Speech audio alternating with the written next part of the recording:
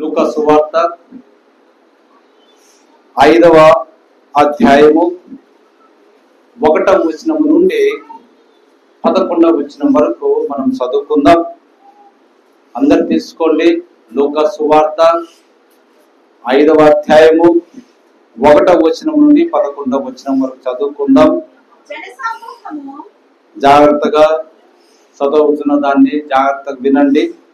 చదవండి అమ్మా. జనసమూహము ఆయన మీద పడుచుండగా ఆయన గిన్నెసరేతు సరస్సు తీరమున నిలిచి ఆ సరస్సు తీరమున రెండు దోణలను చూచెను.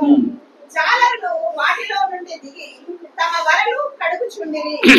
ఆయన ఆ దోణలలో సీమోనుదైన ఒక దోణి ఎక్కి దాని నుండి కొంచెము త్రోయమని అతని అడిగి కూర్చుండి దోణిలో నుండి జన సమూహములకు బోధించుచుండెను. ఆయన బోధించుట చాలించిన తరువాత నీవు దోణిను లోతునకు నడిపించి చేపలు పట్టుటకు నీ వలను వేయడని సీమోనుతో చెప్పగా, సీమోను ఏలినవాడా, రాత్రి అంతయు మేము ప్రయాసపడితిమి కానీ మాకేమీ దొరకలేదు. ఆయనను నీ మాట చొప్పిన వలలు వేయుమని ఆయనతో చెప్పెను. వారు అలాగు చేసి విస్తారమైన చేపలు పట్టిరి. అందుచేత వారి వలలు పిగిలిపోచుండగా వారు వేరొక దోణిలోనున్న తమ పాలి వారు వచ్చి తమకు సహాయము చేయవలనని వారికి సంఖ్యలు చేసిరి. వారు వచ్చి రెండు దోణిలు మునుగునట్లు నింపిరి. సీమోను పేతురు అది చూసి యేసు మోకాళ్ళ ఎదుట సాగిలపడి, ప్రభువా, నన్ను విడిచిపోము, నేను పాపాత్ముడనని చెప్పెను. ఏలయనగా వారు పట్టిన చేపల రాశికి అతనితో కూడా ఉన్న వారందరూ విస్మయం పొందిరి. అలాగున సీమోనుతో కూడా పాలువారైన జెబెదయి కుమారులకు యాకోబును యోహానును విస్మయం పొందిరి. అందుకు యేసు భయపడకుము, ఇప్పటి నుండి నీవు మనుషులను పట్టువాడవై ఉండువని సీమోనుతో చెప్పెను. వారు దోణలను దరికి చేర్చి సమస్తమును విడిచిపెట్టి ఆయనను వెంబడించిరి. దేవుడు తన పరిశుద్ధ వాక్యం దీవించును గాక. చిన్న ప్రార్థన చేసుకుందాం. సర్వశక్తిమంతుడా, దయాళుడా, నీకు వందనాలు. చదవబడిన లేఖనం నీది ప్రభువా. నువ్వు చేసిన మహాకార్యములు, అద్భుతములన్నీ పరిశుద్ధ గ్రంథములో నాయన రాయబడి ఉన్నవి నా తండ్రి. అది పరిశుద్ధాత్మ ప్రేరణతోటి రాయబడినది అయా. వివిధ ప్రవక్తలు, వివిధ వ్యక్తులు నా తండ్రి 40 సంవత్సరములలో వివిధ ప్రాంతములలో ఉండి పరిశుద్ధాత్మలు ప్రేరణతో రాయబడిన గ్రంథం ప్రభువా. కానీ ఎక్కడే కానీ లేఖనములన్నీ ఎంతో సమర్థవంతంగా దారములోని ఆ యొక్క పూసల దండలాగా కలిసిపోతాయి తప్ప ఒకదానికొకటి ఎన్నడూ వ్యతిరేకించుకున్నావు నాయన. ఎందుకనగా అది నార్మల్ వ్యక్తులతో రాయబడలేదు నా ప్రభువా. అది పరిశుద్ధాత్మ ప్రేరణ కింద రాయబడింది దాన్ని. కాబట్టి రాయబడిన ప్రతి లేఖనము ఒక వజ్రపు తునకాయ ఉన్నది ప్రభువా, నీకు వందనాలు. ఒక బంగారపు తునకాయ ఉన్నది ప్రభువా, నీకు వందనాలు. ఆ తునకలను ఈ దినము ప్రభువా మేము సమకూర్చుకొనులాగున గొప్ప పరిశుద్ధాత్ముడా మీరు రంగం మీదకి వచ్చిన ఆయన ఈ లేఖనము తీసుకొని మాకు బోధించిన తండ్రి అయా మమ్మల్ని సంతృప్తి పరచమని ఈ వాక్యం నుండి చేతులకు అప్పగించుకుంటూ మా ప్రభువును రక్షకుడు యేసుక్రీస్తు ఘనమైన నామమున స్తుతించడానికి ప్రార్థన చేస్తున్నాము. ఆమేన్. మనందరం కూర్చుందాం సిస్టర్స్, కూర్చుందాం బ్రదర్స్. పిల్లలందరూ కూడా కుర్చీలలో కూర్చోండి. కావలసిన వాళ్ళు అటు ఇటు తిరగొద్దు. తలుపు దగ్గర ఉన్న వాళ్ళు పిల్లలను ఎలనేయకుండా చూడండి, బయట కట్టి తిరగనేయకుండా చూడండి. Praise the lord. హల్లెలూయా. జాగ్రత్త వినండి. జన సమూహము దేవుని వాక్యం వినుచు ఆయన మీద పడుచుండగా ఏమని మాట్లాడుకుంటా ఉన్నది వాక్యము?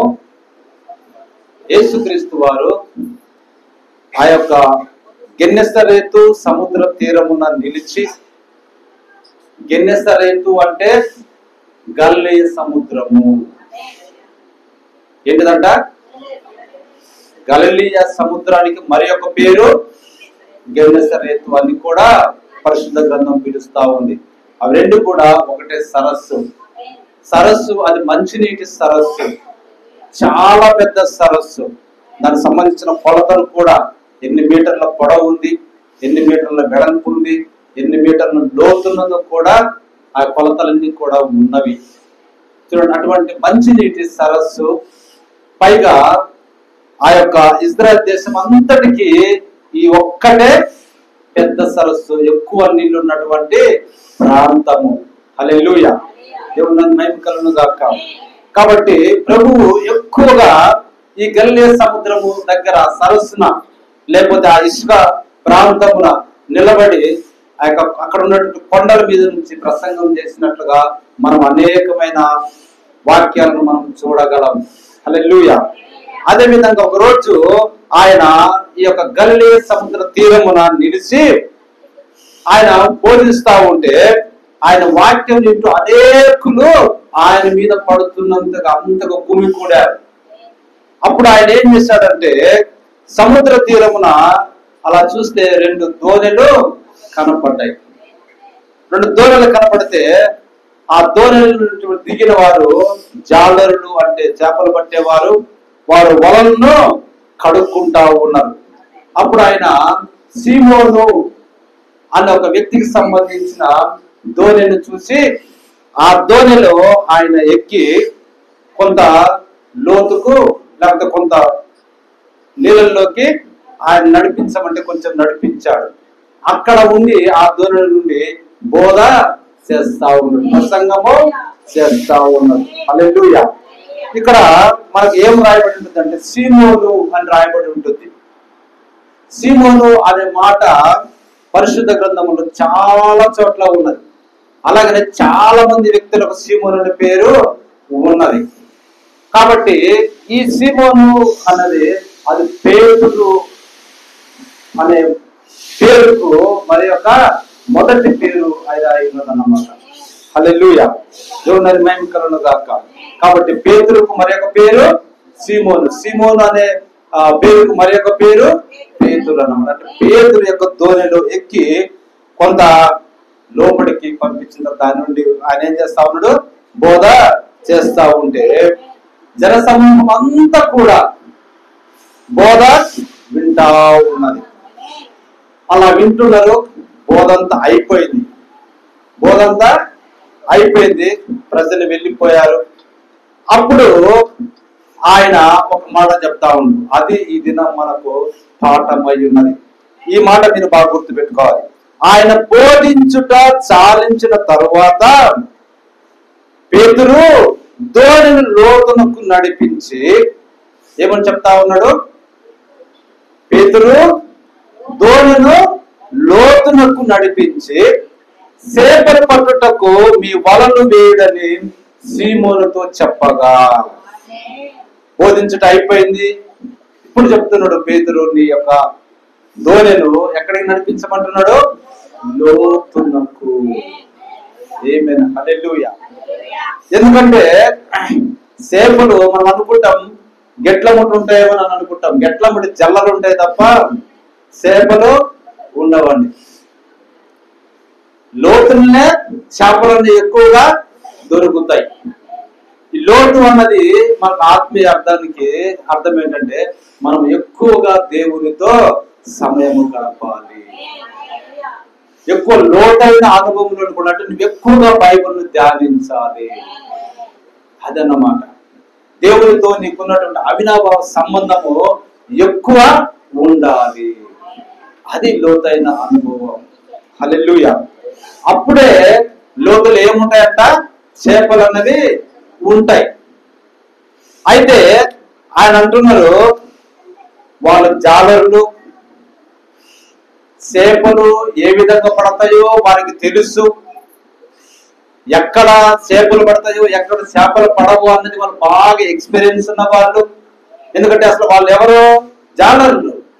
వాళ్ళు పొద్దున్న వేస్తే వారి జీవనం అంతా కూడా చేపలు పట్టడానికే ఉంటుంది. కాబట్టి వారు ఏం చేశారంటే ఇది ఉదయకాలంలో ఇలా బోధ చేస్తా ఉన్నాడు. ఎప్పుడు ఒకలా ఉదయం ఇంచుమించు 6 లేకపోతే 7 లేకపోతే 8 అనుకోండి బోధ చేస్తా ఉన్నాడు.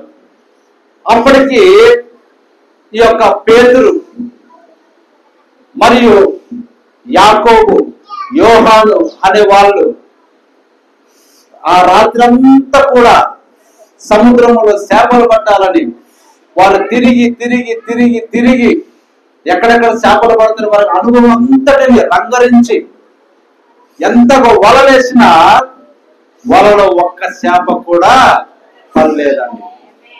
వారు కూడా లోతుకే వెళ్ళారు. వారు తెలవదా ఎక్కడ చేపలు పడతాయి ఏంటని. సముద్రం అంతా గాలించి నైట్ అంతా వారు వచ్చారు. అయితే ఒక్క చేప కూడా పడలే. పొద్దున్న వచ్చి వలలకు పట్టిన ఆ యొక్క ఉండదు కదా, నాసి గాని లేకపోతే పుల్లలు గాని లేకపోతే ఇంకోటి అదంతా శుభ్రము చేసుకుంటా ఉన్నారు. అప్పుడు నేను బోధ చేస్తూ ఇదంతా జనసమం మీద పడుతుంటే ఆ దోణిలో ఒక దోణిని తీసుకొని ఎక్కి కొంచెం నీళ్ళలో ఎత్తుకొచ్చి అక్కడి నుంచి అయిపోయిన తర్వాత ఇప్పుడు చెప్తున్నాడు, నీవు దోణిను చూడండి, నువ్వు దోణిను లోతునకు నడిపించి చేపలు పట్టుటకు మీ వలలు వేయుడి. ప్రభు చెప్తున్నమాట. అప్పుడు సీమోను చెప్తున్నాడు, పేతురు చెప్తున్నాడు, ఏలిన వాడా రాత్రంతయు మేము ప్రయాసపడుతుంది. ఏంటిదంట? రాత్రంతయు మేము ప్రయాసపడుతుంది. మా తెలవదా ఎక్కడెక్కడ ఏమి చేయాలను, అవన్నీ మేము చేసాం, ప్రయాసపడ్డాం, ఆయన మాకు ఏమీ దొరకలేదు. అది వాస్తవం. అదేంటి వాస్తవం? జాగ్రత్తగా వినండి, ఇందులో ఉన్న లోతుని మీరు గమనిస్తారు. అది వాస్తవం. మాకేమీ దొరకలే. ఇప్పుడు అంటున్న మాట మనము కూడా మన జీవితంలో అనాలి. పేతురు అంటున్న మాటను మనము మన జీవితంలో అనాలి. అదే మాట అంటే, ఆయనను నీ మాట చొప్పున. ఏంటంట? ఆయనను నీ మాట చొప్పున వలలు వేతుమని ఆయనతో చెప్పాను. అదే అండి అసలు మోస్ట్ ఇంపార్టెంట్. మేము వేసాము, అదంతా అయిపోయింది, మేము చేసాము. యాక్చువల్ గా వాళ్ళు అనాల్సిన మాట అంటే ఏంటంటే, బోధకుడా గత ఏలిన వాడ రాత్రంతా మేము చేపలు పట్టడానికి వలలు వేసాము, నాకేం వస్తుంది, అక్కడ ఏమి లేవు, నువ్వు చెప్పినా గానీ అక్కడ ఏమి దొరకదు, వేస్ట్ చెప్పటము, వద్దులే మనం ఇంటికి వెళ్ళిపోదామని అనాలి. ఎందుకంటే వాళ్ళు తెలుసు ఆ విధంగా. అయితే ఆ విధంగా మాట అంటంలే, అయినను నీ మాట చొప్పున మళ్ళీ మేము వలలు వేస్తాము. ఆమేన్, హల్లెలూయా. ఇదండి మన పాఠం. నీ మాట చొప్పున నేను చేస్తా. ఏంటిది? నీ మాట చొప్పున నేను చేస్తా అన్నప్పుడే నీకు లోతులో ఏమున్నాయంట? శాపం అయిపోయింది. హల్లెలూయా. దేవుడు నన్ను మహిమకరును గాక.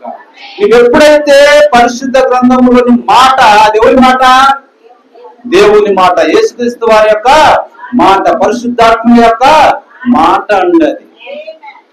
ఎప్పుడైతే నీవు పరిశుద్ధాత్మ యొక్క మాటను నువ్వు తీసుకుంటావో, ఆ మాట చొప్పున నువ్వు వల వేస్తావో, ఆ మాట చొప్పున నీ జీవితం జరిగిస్తుందో, అప్పుడు ఏమవుతుంది?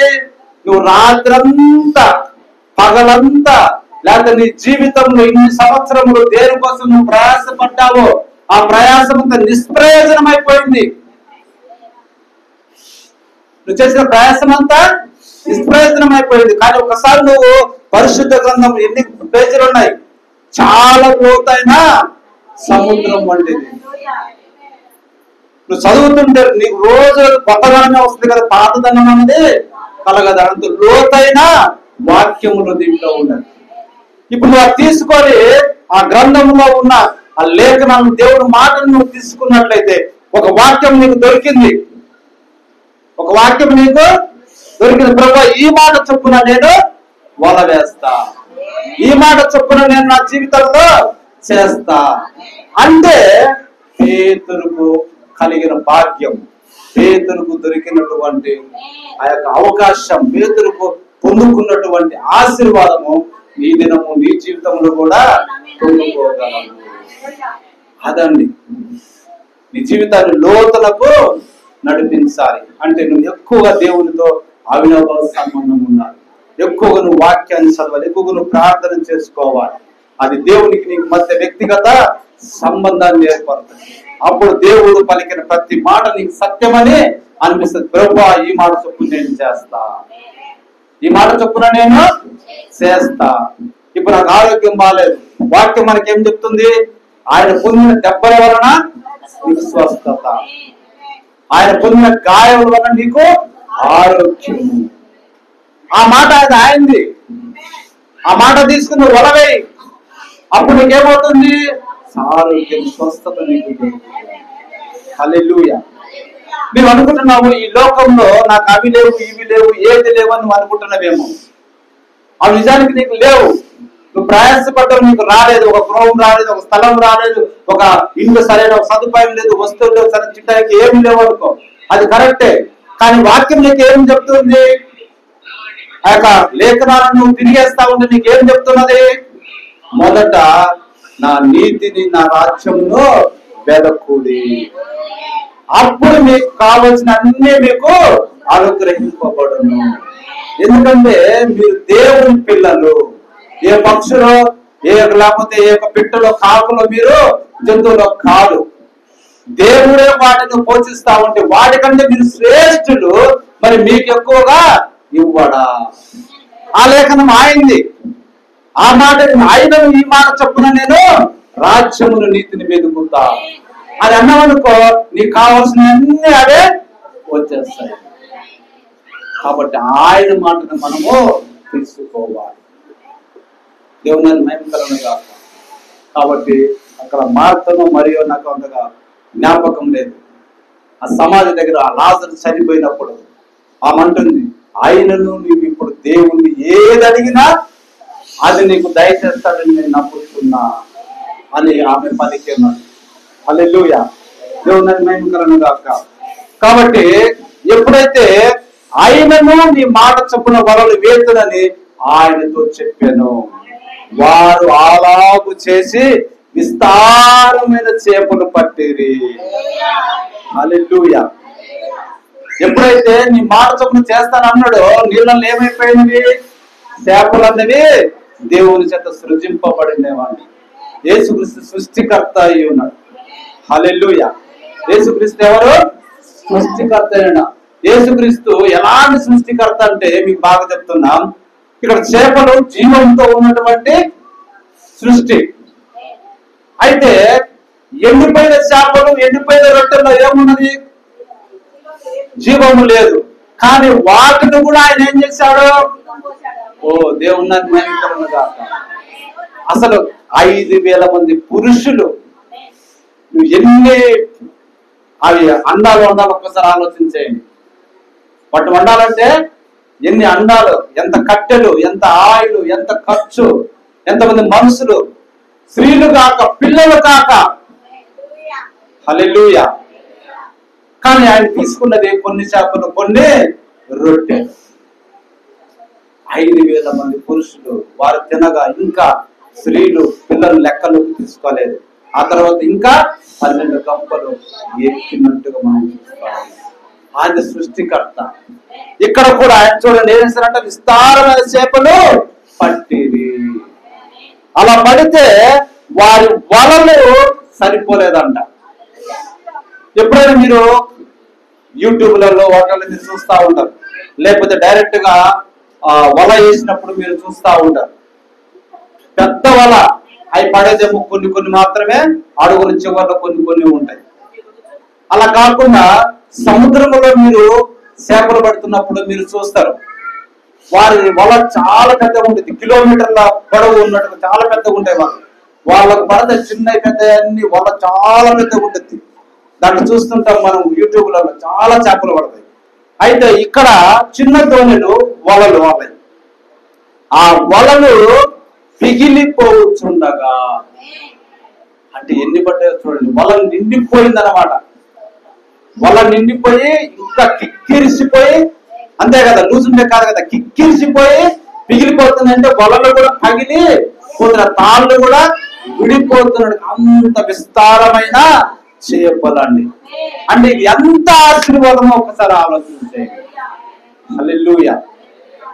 కాబట్టి ఇది మన సంఘములో ఇలాగా పట్టజాలనంతా విస్తారం మీకు ఇస్తానని చెప్పాడు ప్రభు. మరి ఇవ్వలేదా? ఇచ్చాడండి. మన సంఘంలో ఉన్న ప్రతి ఒక్కరికి ఆ విధంగా ఇచ్చాడు కాబట్టి ఈ దినము కళ్ళ ముందు వాటి ఫలితాన్ని మనము అనుభవిస్తా ఉన్నాం. హల్లెలూయా, దేవుని మహిమ కలుగును గాక. అప్పుడు వాళ్ళను పిగిలిపోతుంటే వారు ఆ బరువుకు లాగలేక వేరొక ధోరణిలో తమ పాలి వారు వచ్చి తమకు సహాయం చేయవలనని సజ్ఞలు చేశారంట, సైగలు చేశారంట. అయ్యా మీరు కూడా వచ్చి వలను బయటికి లాగుతాము రండి. హల్లెలూయా. కాబట్టి ఆ యొక్క 2 ధోరణులు మునిగిపోయేటట్టు అంత బరువున్న చేపలు నింపేశారండి 2 ధోరణులు నిండా. హల్లెలూయా. ఉత్తగా పోయిన వాళ్ళు ఇప్పుడు ఏ విధంగా వచ్చారు? సమృద్ధికరంగా వచ్చారు. ప్రభు దగ్గరికి మనం ఉత్తగానే పోతామండి, కానీ సమృద్ధిగా పొందుకొని మనము వస్తామండి. హల్లెలూయా.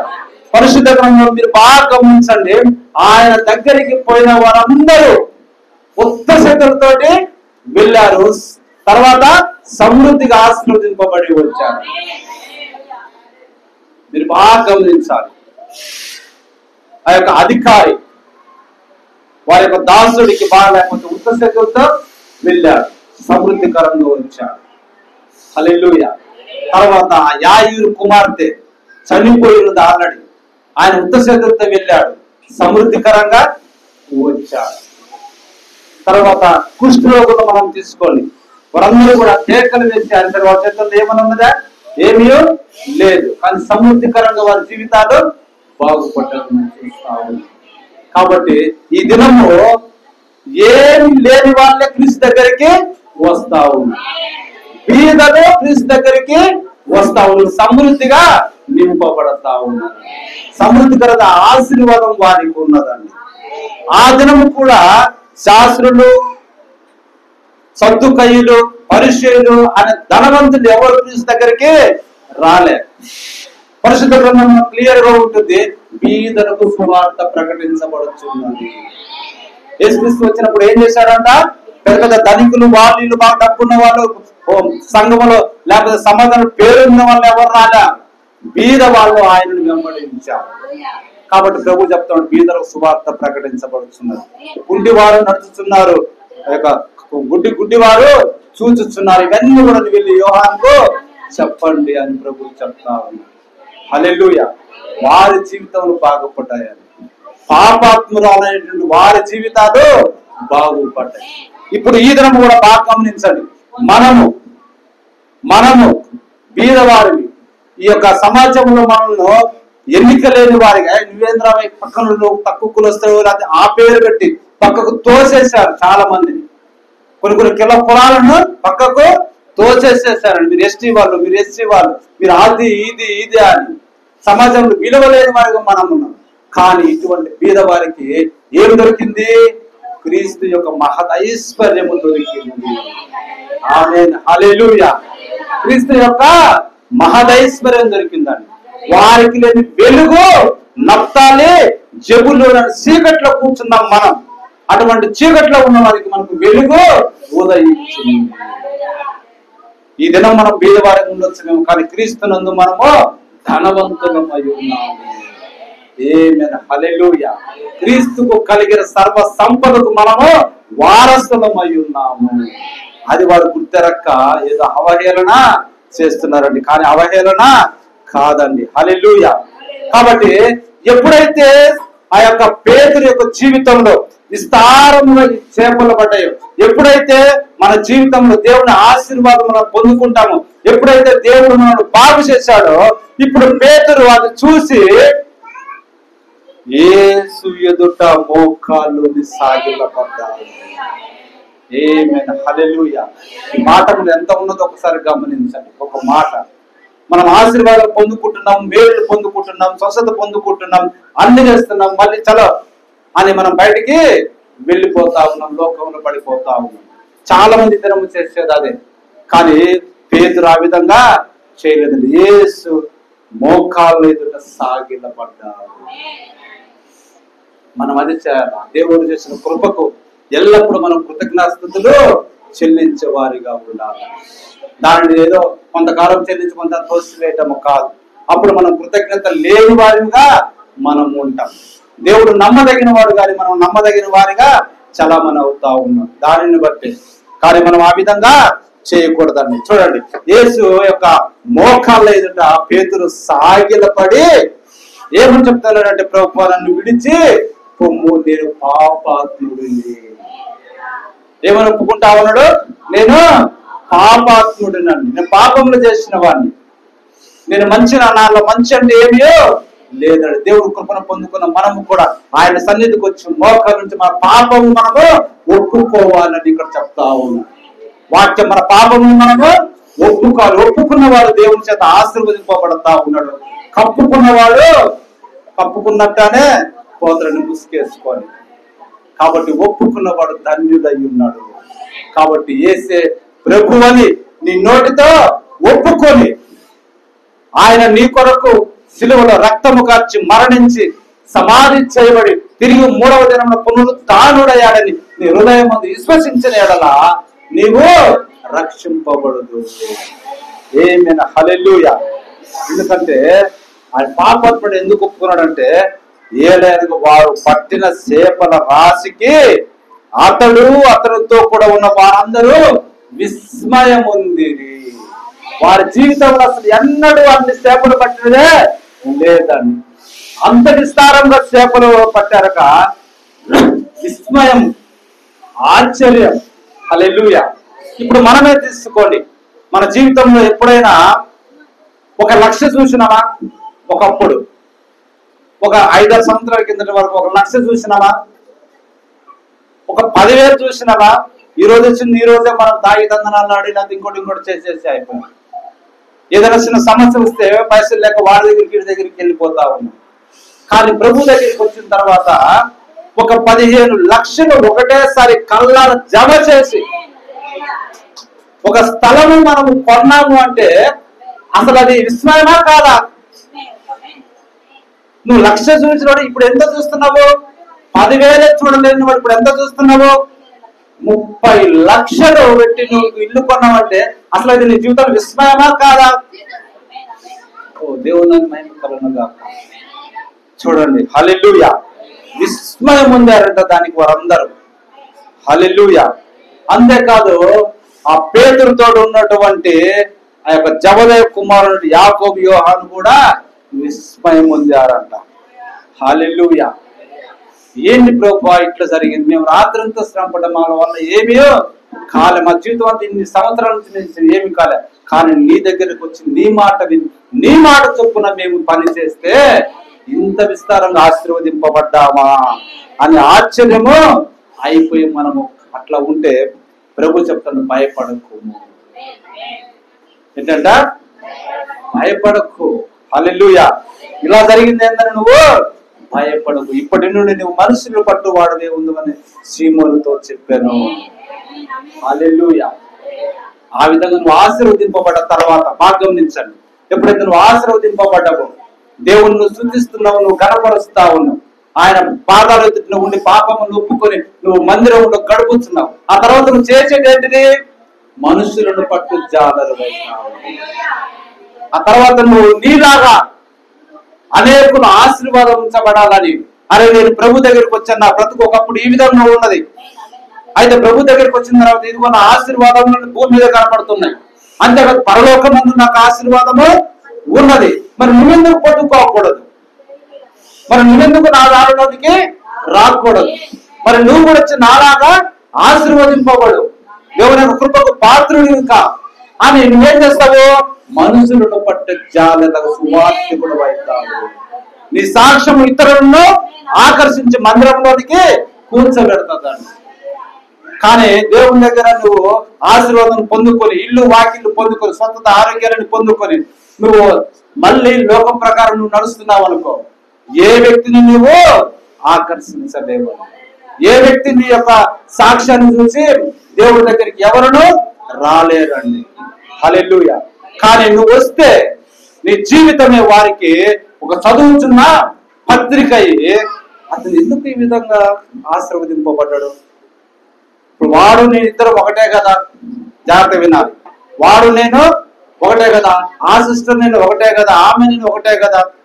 ఒకప్పుడు మేము ఇద్దరం కలిసే ఈ యొక్క హైదరాబాద్ సిటీకి వచ్చాము. మరి ఈ దినం ఈమె ఇంత పొజిషన్ లో ఉంది, నేనేందో మరి ఈ విధంగా ఉన్నా. నీ జీవితం సాక్ష్యం వారికి కావాలి. నువ్వు చదువుతున్న పత్రికవు కావాలి. నువ్వు భూమి మీద ఉప్పు కావాలి. నువ్వు భూమి మీద వెలుగై ఉండాలి. అప్పుడు నువ్వు ఇతరులను మందిరానికి తీసుకురాగలవు. అప్పుడు నువ్వు మనుషులను పట్టు జాలరు అవుతావు.